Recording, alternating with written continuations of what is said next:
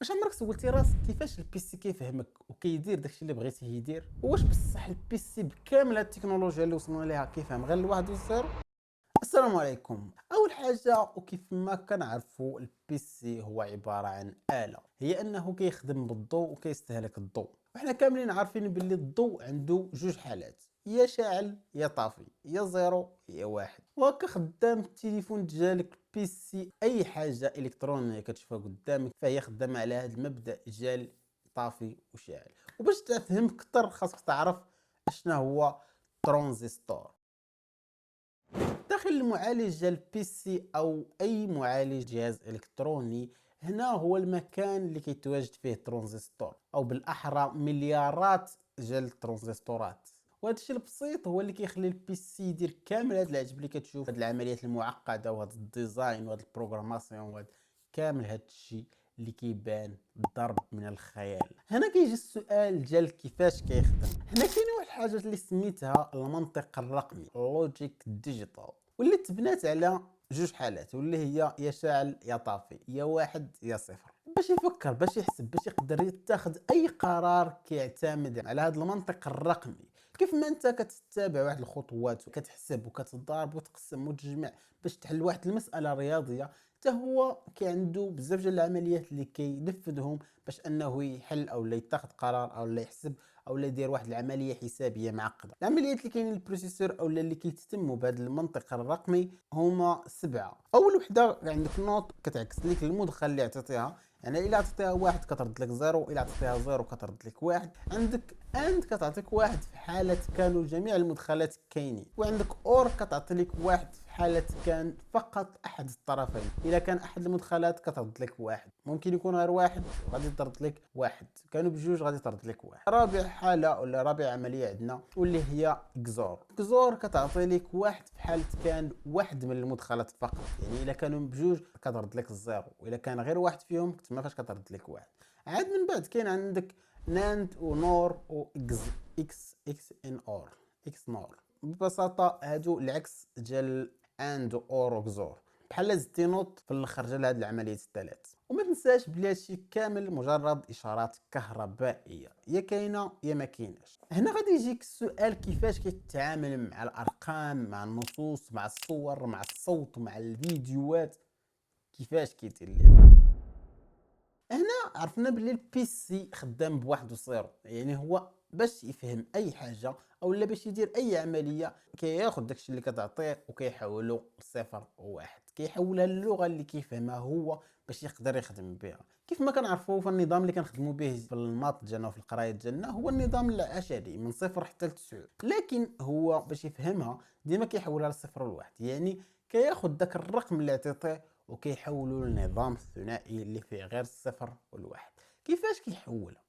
هذا هو السؤال. اي رقم بغيتي تحوله لنظام ثنائي كتبدا تقسم فيه على جوج حتى ما كيبقى فيه والو. ناخذ على سبيل المثال رقم 10. هنا غادي تستخدم القسمه الاقليديه، غادي تاخذ الرقم 10 غتقسمه على جوج، غادي يخرج لك الخارج وغادي يشيط لك الباقي ديما كتحتفظ به وكتعاود تقسم داك الخارج على جوج حتى ما كيبقاش الخارج او الخارج كيولي كيساوي صفر. 10 كتهزها كتقسمها على جوج كتعطي لك في الخارج خمسة وكيشط لك صفر. من بعد كناخذوا خمسة كنعاود نقسموها على جوج، غادي يشط لك يكون لك في الخارج جوج وغيشط لك واحد في الباقي. من بعد كتهز جوج كتعاود تقسمها على جوج، غادي تعطي لك في الخارج واحد والباقي غادي يكون صفر. من بعد ثاني تهز ثاني هذيك واحد تعاود تقسمو على جوج، غادي تعطي لك الخارج صفر وغيشط لك في الخارج في الباقي واحد. وفي الاخر غادي نحصلوا على صفر واحد صفر واحد. ولكن باش تقرا الاعداد في النظام الثنائي كتقراها من العكس ديالها او لا كتعاود تكتبها معكوسه، غادي تكون عندك واحد صفر واحد صفر. ولا هزيتي هذه مشيتي لاي موقع كيحول من النظام الثنائي للنظام العشري غادي تطلع لك بانها كتساوي 10. اما بالنسبه للحروف فهي كتحول الارقام. كيفاش كتحول الارقام؟ كتحول الارقام تبعا لواحد الجدول كيتسمى بالاسكي تيبل او جداول الاسكي، واللي هي فيها جميع انواع لي كاركتر او الحروف وكيتحولوا الارقام او اللي عندهم رقم خاص بهم، ومن ذاك الرقم كياخذ ذاك الرقم عاد كيتحول للنظام الثنائي كيف ما شفنا قبل. بالنسبه للصوت معقده شي شويه ولا معقده بزاف، المهم حنا ناخذوها بشكل بسيط. الصوت عبارة عن موجات. البيسي كيفاش كيأدابتيها؟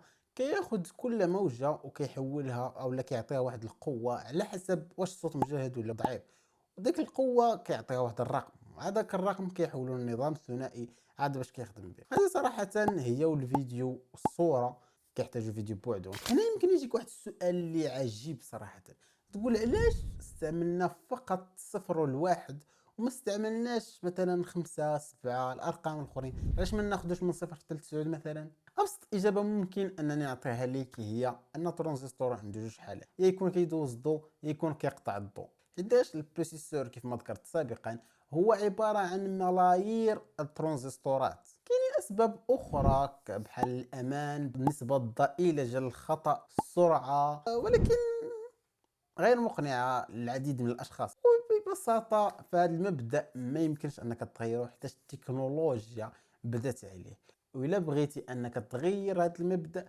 فخاصك تغير كامل التكنولوجيا اللي كتشوف قدام. لذلك فما عندك ما دير واخا ما تقتنعتيش بالإجابة. You can't do anything brother.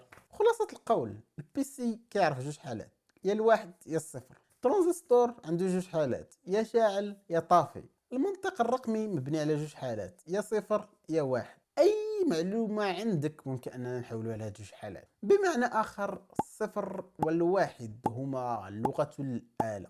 اي آلة او اي ماكينة او اي تكنولوجيا كاينة عندك في دارك عرف باللي انها مبنية على الصفر والواحد. هنا غادي نكون وصلنا لنهاية ديال الفيديو. ما تنساوش ديك اللايك، تابوناو في لاشين، ديروا شي تعليق زوين بحالكم. هذا مكان. تهلاو.